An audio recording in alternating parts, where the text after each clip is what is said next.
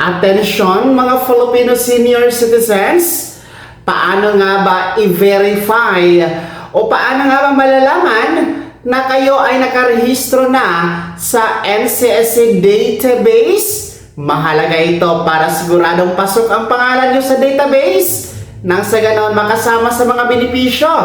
Mamaya-maya ituturo ko. Hello mga ka-vlogs! Welcome dito sa aking YouTube channel. Magandang araw po sa lahat ng mga manonood. Saan po kayong dako sa mundo? Kumusta mga ka-vlogs? So eto no, paano nga ba mag-verify sa NCSC database online registration?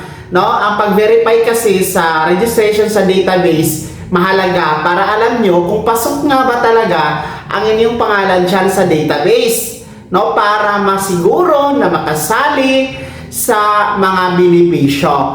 Well, meron akong nauna na video no regarding sa paano mag-register sa database. So, para po sa mga hindi nakarehistro, panoorin nyo po ha yung kasunod nito na video. No, check nyo lamang po dyan sa aking uploads mga ka-vlogs. So, ito nga, kasi nga mag-verify tayo, ibig sabihin, tapos na kayo mag-register sa database. No? Hindi pwedeng mag-verify kung hindi pa rehistrado sa database. Okay? Sana klaro po yan. So, para kayo makapag-verify, punta lamang kayo sa website ni NCSC, ang www.ncsc.gov.ph. Tapos, pupuntahan niyo po ang website ni NCSC, no?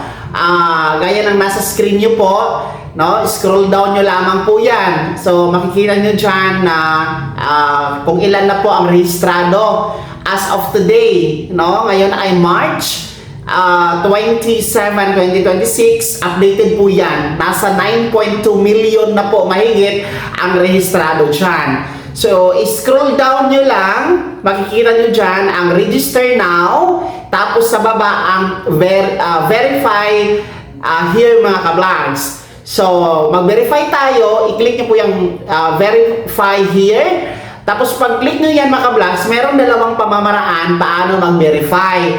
Una po, through the RRN or Registration Reference Number. So, ang RRN, ito po yung binigay sa inyo noong nag-register kayo, pinakadulo. Yung nag-successful na po ang registration ninyo, di ba? Binigyan kayo ng Registration Reference Number or RRN.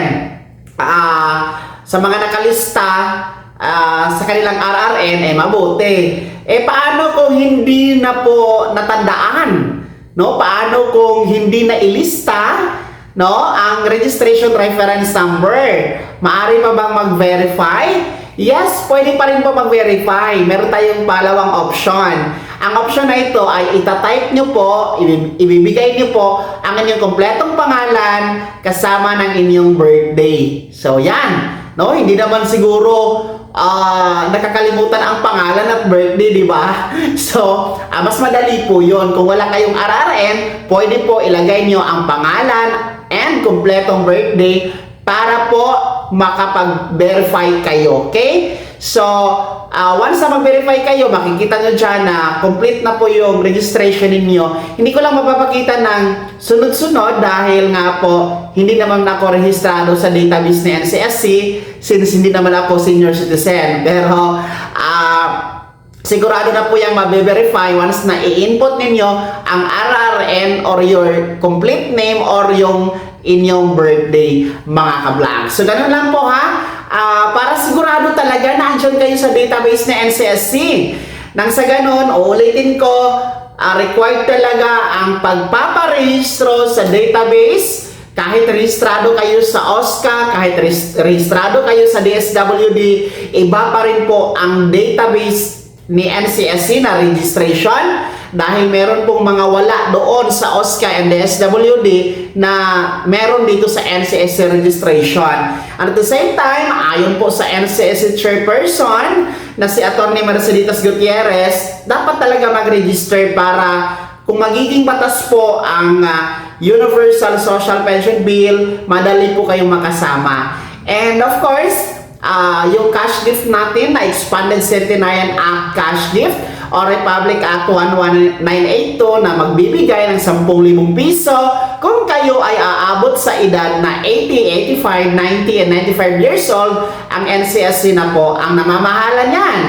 No? Nasa kanila ang budget na niyan. And of course, yung ating centenarian cash gift, when you reach the milestone of 100 years old, nasa NCSC na din po yan, mga ka-vlogs. Kaya, i-verify nyo na.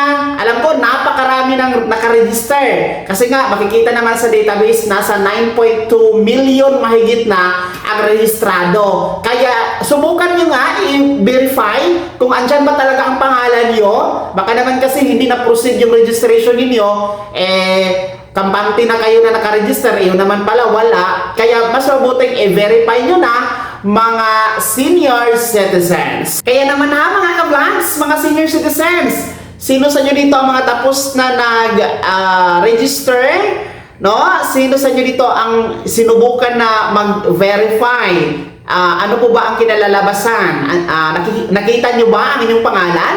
Ibahagi niyo po sa comment section na nasa baba, pakilakip ng buong pangalan at kung taga saan kayo. Kung bago ka pa lang sa aking channel o di kaya di ka pa nakasubscribe, i-click niyo muna ang subscribe button na nasa baba. Huwag kalimutan na pindutin na ang notification bell, ilagay sa all para una ka sa mga balitang i-upload ko. Maraming salamat. God bless. Mag-ingat mga ka-vlogs.